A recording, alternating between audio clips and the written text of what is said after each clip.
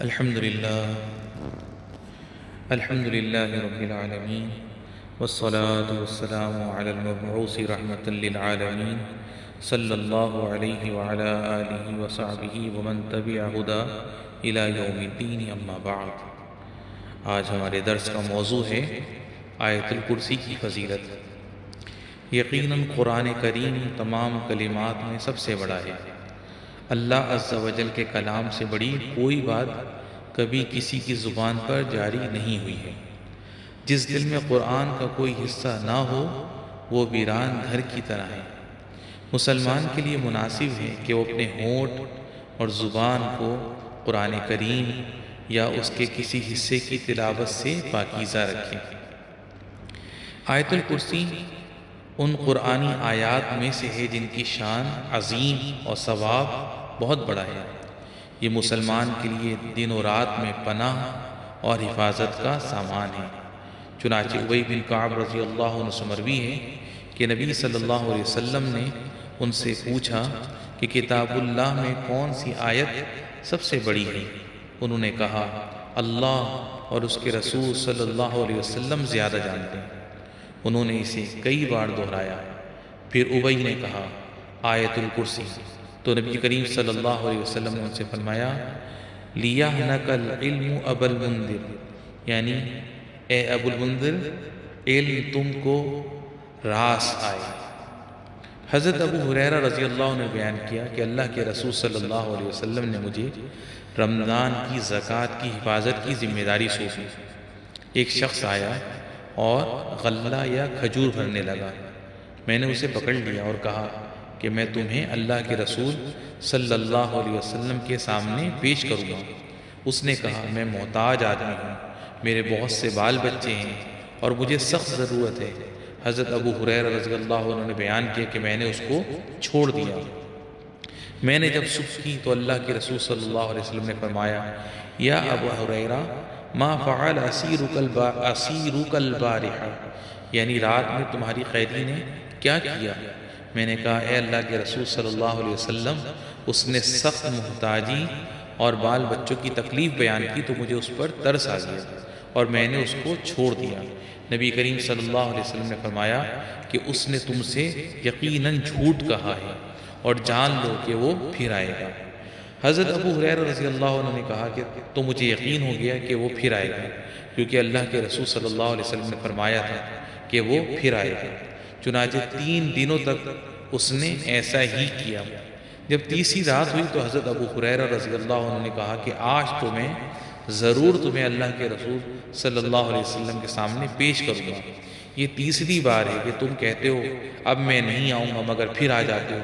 اس نے کہا مجھے چھوڑ دو، میں تمہیں کچھ ایسے کلمات سکھاؤں گا جن سے اللہ تمہیں فائدہ پہنچائے گا۔ میں نے کہا وہ کلمات کیا ہیں؟ اس نے کہا جب تم سونے کے لیے اپنا بستر پکڑ لو تو پوری آیت الکرسی پڑھ لیا کرو، اس سے برابر اللہ کی طرف سے ایک حفاظت کرنے والا تمہارے لیے مقرر ہوگا اور صبح تک کوئی شیطان تمہارے قریب نہیں آئے گا۔ نبی کریم صلی اللہ علیہ وسلم نے فرمایا صدقک وہو کذوب تعلم من تخاطب 3 لیال یا ابا ہریرہ، اس نے سچ کہا حالانکہ وہ جھوٹا ہے۔ ابو ہریرہ جانتے ہو کہ 3 راتوں سے تم کس سے بات کر رہے تھے؟ میں نے کہا نہیں۔ آپ صلی اللہ علیہ وسلم نے فرمایا ذاک شیطان، وہ شیطان تھا۔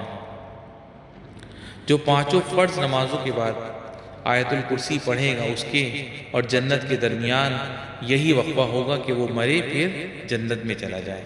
چنانچہ ابو امامہ رضی اللہ عنہ سے مروی ہے، انہوں نے کہا کہ رسول اللہ صلی اللہ علیہ وسلم نے فرمایا من قرأ دبر کل صلاۃ مکتوبۃ آیت الکرسی لم یمنعہ من دخول الجنۃ الا ان یموت، یعنی جو ہر فرض نماز کے بعد آیت الکرسی پڑھے گا اسے جنت میں جانے سے صرف یہ بات روکے گی کہ وہ مرے۔